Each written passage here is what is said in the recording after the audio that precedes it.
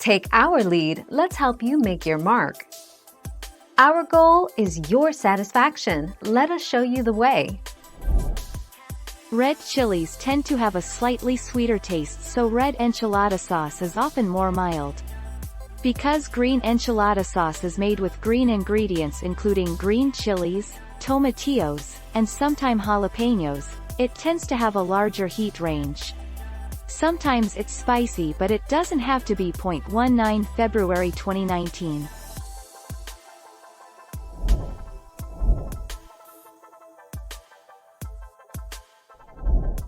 Take our lead. It is believed that green sauce is not very spicy.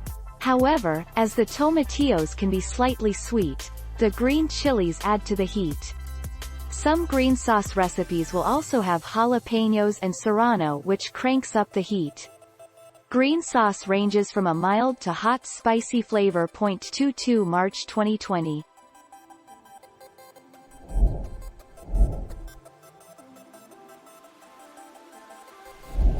Make your mark, take our lead. How to make canned enchilada sauce better. 1 tablespoon of unsalted butter.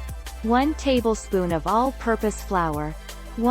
10 ounces, can red enchilada sauce. 1 cup chicken broth.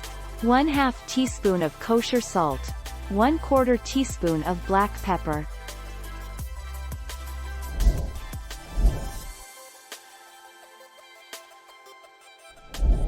Let's help you make your mark. Traditionally, homemade enchilada sauce is made with tomato sauce. However, I got the brilliant idea to substitute in some salsa to bring another level of flavor to the sauce. I used a home-style salsa, but you can pretty much use any flavor you want, including roasted garlic and pico de gallo. 30 April 2015. Thank you for watching. Please subscribe and hit the bell notification.